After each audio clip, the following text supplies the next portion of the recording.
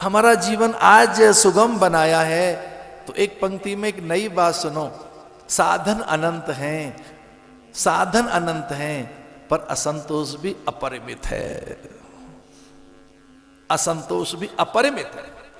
तो साधन तो बहुत आ गए, संतोष नहीं आया, तृप्ति नहीं आई, समाधान नहीं आया, सिद्धि नहीं हुई, सहज नहीं हुए, रस नहीं मिला, शांत नहीं हुए, स्वभाव में नहीं लौटे, क्योंकि वो जो था श्रम बाहर का है। विज्ञान ने क्या प्रयोग किया? विज्ञान ने हमें समय दे दिया, पर समय का लाभ कहां हुआ? और व्यस्त हो गए हम। तो 100-150 साल पहले बैलगाड़ी से चलने वाला आदमी आज शटल में बैठा है। 100-150 साल पहले किस तरह से समाचारों का आदान प्रदान होता, संवाद किस तरह से जाते घुड़सवारों के साथ। वो यद्यपि वायु वेग से दौड़ने वाले अश्व, लेकिन 2-3 दिन में ही तो पहुंचते होंगे किसी प्रदेश में। कश्मीर से घोड़ा दौड़े और कन्याकुमारी तक संदेश देने के लिए तो कितने दिन लगेंगे? रेलगाड़ी भी 3 दिन ले लेती है। तो अश्व कितने दिन में दौड़ते होंगे? पर विज्ञान ने आज प्रयोग किया है। संचार सहज है, सूचना की तकनीक ने, संवाद ने त्वरित और गति ली है। त्वरित 7 समंदर पार क्या हो रहा है खेल के मैदान में, आप यहां देख तो रहे हैं।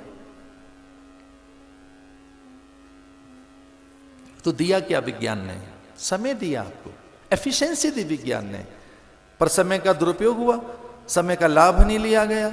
इतना समय दे दिया गया है, फिर भी आप व्यस्त हैं। और निठल्ले निखट्टू पता है क्या कहते हैं? हम बड़े बिजी हैं।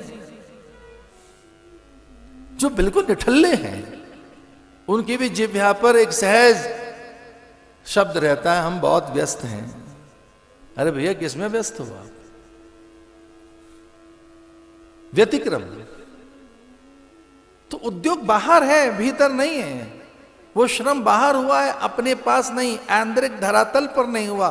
तो साधन तो बहुत हाथ लगे, पर असंतोष है, अतृप्ति है, अस्वीकृति है, अमान्यता है, भीतर में हलचल है। ये तपह उद्योग है। बिना इंद्रियों को साधे आप प्रसन्न हो नहीं सकते। विज्ञान तृप्ति में लगा है इंद्रियों को संतुष्ट करने के लिए, लेकिन बिना संयम के इंद्रियां शांत नहीं होंगी। प्रसन्न आत्मा वही है जिसने इंद्रियों को साध लिया है, और वही जयी भी है।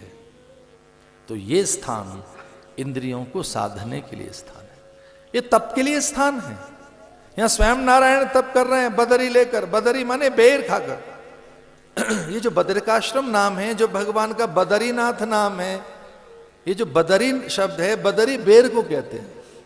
यहां लक्ष्मी जी स्वयं बदरी बन गई, बेर बन गई, झाड़ बन गई, वृक्ष बन गई, छाया देने लगी, गंध सुगंध देने लगी, प्राणवायु देने लगी। आत्म तत्व उन्होंने यहां जागरण किया कि मेरा स्वामी यहां तप कर रहा है, तो बदरी बन गई। बदरी कहते हैं बेर को, बैरी, ब्लूबेरी, रेसबेरी, क्रैनबेरी, बेरी, ये यहां का जो फल है।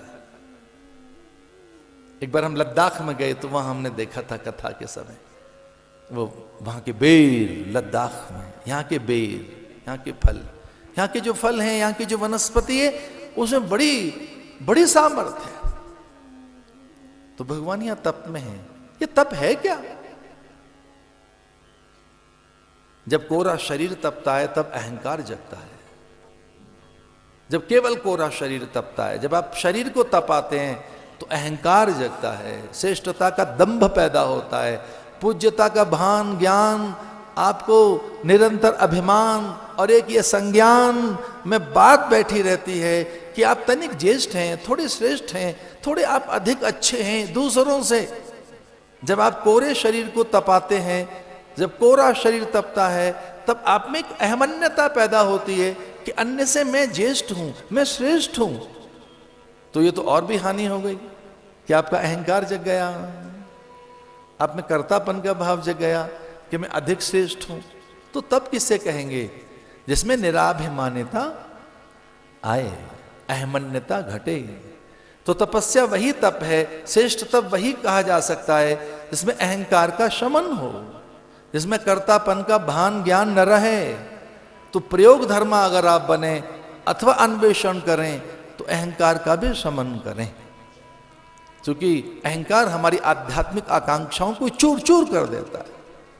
तो ये जो स्थान है अहंकार के शमन के लिए भी है, अविद्या अस्मिता राग द्वेष के शमन के लिए है। ये स्थान अविद्या नाश होती है।